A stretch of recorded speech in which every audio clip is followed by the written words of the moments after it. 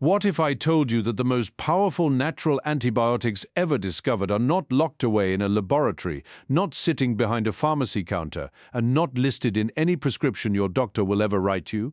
They are growing right now in the cracks of your driveway, along the edges of your fence, and probably in the patch of lawn you mowed down last weekend without a second thought.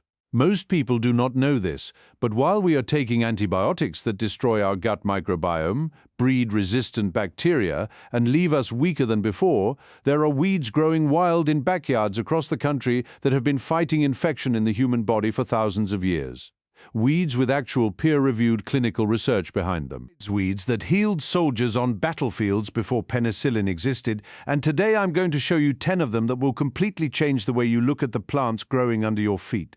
Stick around because number 6 on this list was used by Native American healers for over 2,000 years, and a study published in the Journal of Antimicrobial Chemotherapy just confirmed it is active against MRSA, the antibiotic-resistant superbug that kills over 10,000 Americans every year. And number 9 is so common you have almost certainly tried to kill it with herbicide, and modern microbiology has just proven it produces compounds that destroy the cell walls of bacteria the same way penicillin does. Right, make sure you hit that subscribe button because every week we bring you the natural healing knowledge that got buried under a century of pharmaceutical marketing, and you do not want to miss what is coming. All right. Here are 10 backyard weeds with antibiotic-like power, ranked from remarkable to absolutely extraordinary. Number 1. Plantain, the first aid weed. Before you reach for a bandage on your next walk through the yard, look down. The broad-leafed weed growing flat against the ground in almost every lawn in the temperate world is one of the most battle-tested antimicrobial plants in the history of human medicine. Plantago major has been used across Europe, Asia, and the Americas for wound care, infection prevention, and respiratory healing for over 3,000 years. Medieval herbalists called it the mother of all herbs. Native American healers called it white man's foot because it followed European settlers wherever they went, which tells you something about how quickly indigenous healers recognized its medicinal value. Modern research has confirmed what 3,000 years of traditional use already knew. Plantain contains aucubin and actioside iridoid compounds with genuine antibacterial activity against a range of gram-positive and gram-negative bacteria. Studies show plantain extract inhibits the growth of Staphylococcus aureus, E. coli, and Pseudomonas aeruginosa, 3 of the most common infection-causing bacteria in clinical medicine. It also contains mucilage that soothes inflamed tissue and allantoin that actively promotes cell regeneration and wound repair. Traditional use was simple: fresh plantain leaves chewed into a poultice and applied directly to insect stings, cuts, and infected wounds. The chewing itself was important because salivary enzymes activate some of the plant's antimicrobial compounds. A strong tea brewed from dried plantain leaves was taken internally for respiratory infections, urinary tract infections, and digestive inflammation. Plantain got forgotten in Western medicine because it is so common that nobody thought to study it seriously until recently. But the research that has emerged is consistent and compelling. The weed that every lawn owner wages war against is one of the most broadly antimicrobial plants growing in the temperate world. Think of it as the emergency room that has been growing in your backyard this entire time. Number 2. Chickweed, the cooling antimicrobial. Chickweed grows in dense, soft mats across lawns, gardens, and disturbed ground from early spring through late autumn. Most gardeners consider it a nuisance. Ancient healers considered it a medicine chest. Stellaria media has been used across European and Asian traditional medicine for skin infections, respiratory infections, and inflammatory conditions for centuries. Modern research has identified flavonoids, saponins, and coumarins in chickweed with genuine antimicrobial and anti-inflammatory activity. Studies showed chickweed extract inhibits the growth of several bacteria and fungi relevant to skin infections, including Candida albicans and Staphylococcus species. The saponins in chickweed have surfactant properties that disrupt bacterial cell membranes, a mechanism similar to how some synthetic antibiotics work at the cellular level. Traditional use included fresh chickweed poultices applied to infected skin conditions, eczema, psoriasis, and minor wounds. Chickweed tea was drunk for respiratory infections and urinary tract complaints. The cooling, moist nature of the plant makes it particularly effective for hot, inflamed, infected tissue where its anti-inflammatory and antimicrobial actions work simultaneously. Chickweed disappeared from Western herbal medicine largely because it wilted so quickly after harvesting that it resisted the early pharmaceutical industry's attempts to standardize and package it. But for anyone willing to use it fresh from the garden, it remains exactly what it has always been, one of the most effective topical antimicrobials that nature ever produced. Number 3. Dandelion, the whole-body antibiotic. The dandelion is possibly the most aggressively persecuted plant in suburban America. Billions of dollars are spent every year trying to eliminate it from lawns. And the entire time, modern research has been quietly building a case that dandelion is one of the most comprehensively medicinal plants on Earth. Taraxacum officinale contains luteolin, shikaric acid, and taraxacin, compounds with documented antimicrobial, antiviral, antifungal, and anti-inflammatory activity across multiple organ systems. Studies show dandelion extract is active against E. coli, Bacillus subtilis, and Staphylococcus aureus, all clinically relevant pathogens. Research has also confirmed dandelion has antiviral activity against influenza virus and hepatitis B, a finding that has attracted significant attention in antiviral research. But dandelion's antimicrobial power is only part of the story. The root contains inulin, a prebiotic fiber that feeds the beneficial bacteria in the gut that form the foundation of immune defense.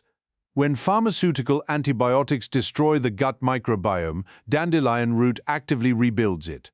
This means dandelion addresses both the infection and the collateral damage that treating the infection with synthetic drugs causes. Traditional use included dandelion root tea for liver support and immune function, fresh leaves eaten as a bitter green for mineral nutrition, and the milky sap applied topically to warts and skin infections. The weed you have been poisoning with herbicide is simultaneously fighting infection, rebuilding your gut, and supporting your liver. It is the most complete backyard medicine cabinet in existence. Number 4. Cleavers, the lymphatic cleanser. Cleavers is the sticky weed that clings to your clothes and your dog when you walk through long grass. Gallium aparin is one of those plants that most people recognize instantly and know nothing about medically. But in traditional European herbal medicine, Cleavers was considered one of the primary lymphatic herbs used specifically for infections involving swollen lymph nodes, skin infections, and urinary tract infections. Modern research has identified tannins, flavonoids, and iridoid glycosides in Cleavers with genuine antimicrobial and anti-inflammatory properties. Studies show Cleavers extract has activity against bacteria relevant to skin and urinary infections. The lymphatic connection is significant. The lymphatic system is the body's infection surveillance network, and when it becomes congested during infection, the immune response slows. Cleavers has traditionally been used specifically to move lymphatic fluid and clear lymph node congestion during active infection, a mechanism that modern immunology is beginning to take seriously. Traditional use was fresh Cleavers juice extracted by pressing the plant, drunk as a daily tonic during infection. The plant was also used as a poultice for swollen lymph nodes and skin infections. Cold Cleavers tea was a standard treatment in European folk medicine for urinary tract infections and kidney complaints. The sticky weed that ruins your walk through the garden has been quietly offering one of the most sophisticated immune support mechanisms in the plant kingdom. Number 5. Yarrow. The battlefield wound herb, Yarrow's scientific name Achillea millefolium, comes from the legend that Achilles used it to treat the wounds of his soldiers on the battlefield at Troy. Whether or not the legend is true, the name tells you something about how deeply this plant was embedded in the ancient understanding of wound care and infection prevention. Yarrow grows as a common weed across meadows, roadsides, and disturbed ground throughout the temperate world. It is one of the oldest documented medicinal plants on Earth. Archaeological evidence of yarrow use has been found at Neanderthal burial sites over 60,000 years old. Modern research has confirmed the antimicrobial activity that ancient healers observed. Yarrow contains achillicin, echelincin, and a range of sesquiterpene lactones with documented antibacterial and antifungal activity. Studies show yarrow extract is active against Staphylococcus aureus, E. coli, Candida albicans, and Bacillus cereus. It also contains flavonoids with anti-inflammatory activity and alkaloids that stimulate immune function. Yarrow has a particular property that makes it uniquely valuable for wound care. It is simultaneously hemostatic, meaning it stops bleeding, and antimicrobial. Most plants are one or the other. Yarrow is both at the same time, which is exactly what a battlefield surgeon needs. Traditional use was fresh yarrow leaves applied directly to bleeding wounds to stop bleeding and prevent infection simultaneously. Yarrow tea was drunk for fever, respiratory infections, and urinary tract infections. The weed growing along your fence line was the field medic of the ancient world, and it has not changed what it does. Number 6. Echinacea, the superbug fighter. This is the one I teased at the beginning. Echinacea purpurea grows wild across North America and has been used by over 50 Native American tribes as a primary medicine for infection, snake bite, and wound healing for over 2,000 years. It is the most widely studied medicinal plant in North America and one of the most studied in the world. Over 300 published studies document its activity. But here is the finding that changes everything.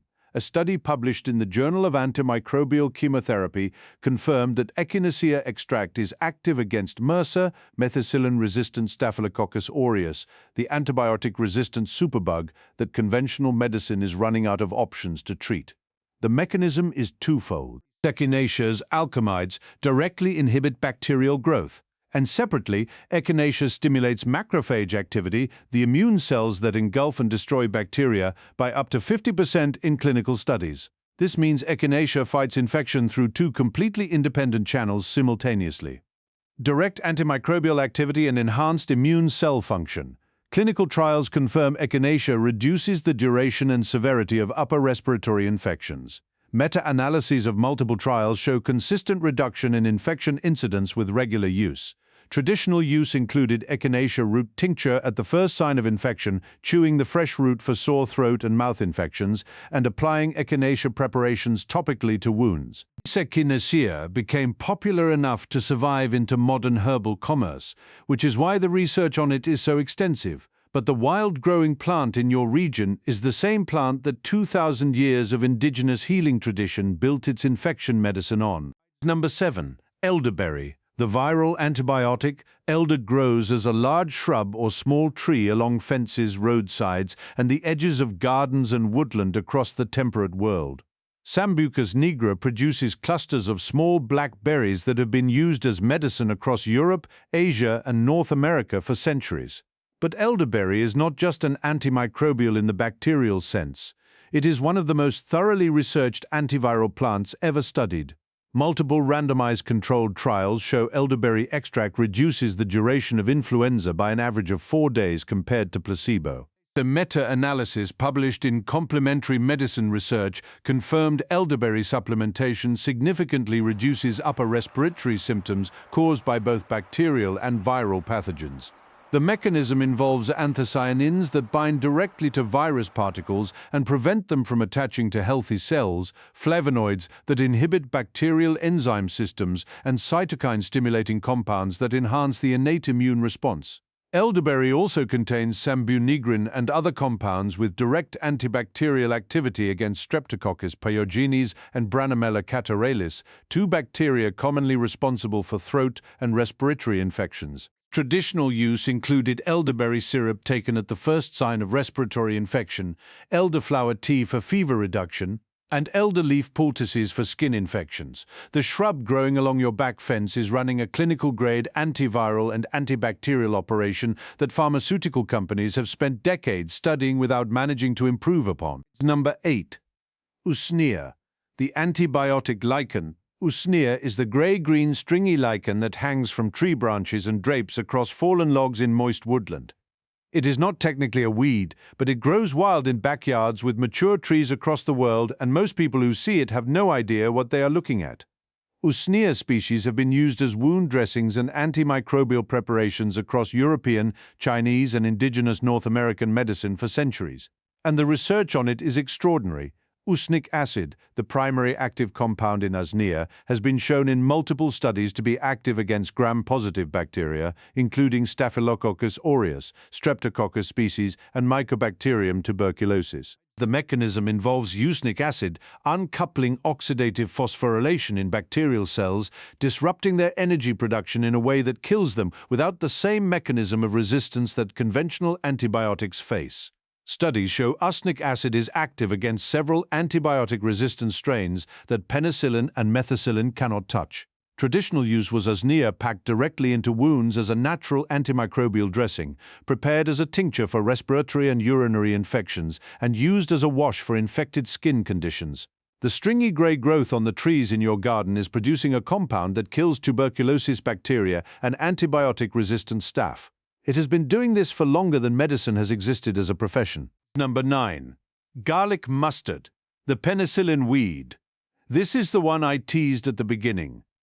Garlic mustard, Alliaria petiolata, is one of the most aggressively invasive plants in North America and Europe.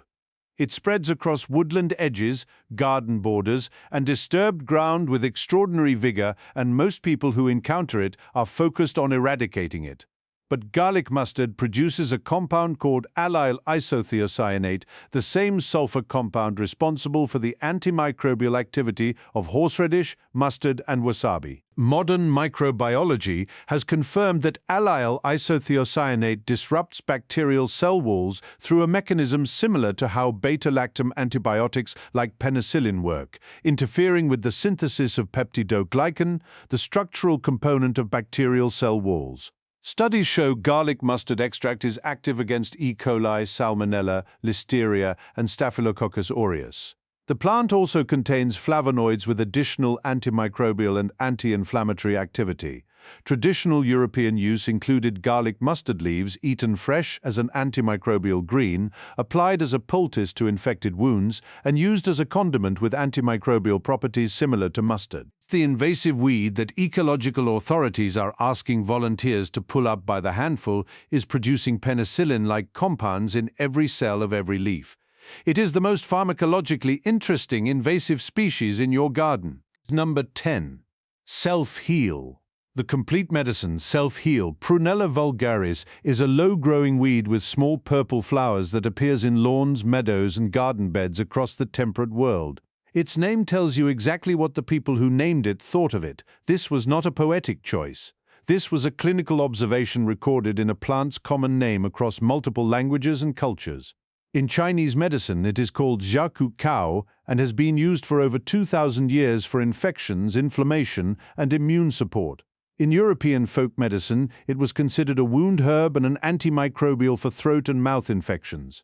Modern research has validated both traditions comprehensively. Prunella vulgaris contains rosmarinic acid, ursolic acid, and betulinic acid, three compounds with extraordinary antimicrobial, antiviral, and anti-inflammatory activity documented in peer-reviewed research. Studies show prunella extract is active against Staphylococcus aureus, E. coli, and Candida albicans. More remarkably, multiple studies have confirmed prunella has significant antiviral activity against herpes simplex virus type 1 and type 2, HIV, and influenza virus. A study published in the journal Antiviral Research showed prunella extract inhibited HIV replication at concentrations achievable through normal herbal preparation. The rosmarinic acid content is among the highest of any plant in the temperate world, giving prunella anti-inflammatory effects comparable to pharmaceutical NSAIDs without the gastrointestinal side effects. Traditional use included fresh self-heal leaves applied to wounds and infected skin, self-heal tea for throat infections and mouth ulcers, and the plant taken internally for systemic infections and fever. The small purple-flowered weed in your lawn that you have been mowing down every weekend is running one of the most sophisticated antiviral and antibacterial operations in the plant kingdom. It named itself honestly, and it has been waiting in your lawn for you to remember what it is. If you made it to the end, you just learned something that the herbicide industry spends billions of dollars a year trying to make sure you never find out. The weeds you have been killing are medicine. Real medicine with real research behind it, medicine that healed humans for thousands of years before a single antibiotic was synthesized in a laboratory. Smash that like button if this changed the way you will look at your lawn forever. Drop a comment and tell me which weed surprised you the most. Was it the garlic mustard working like penicillin? The self-heal fighting HIV in published research? The dandelion rebuilding the gut that antibiotics destroyed? I read every single comment, and if you have not subscribed yet, hit that button now and ring the notification bell. Every week, we bring back something that was lost, and there is still so much more growing right outside your door.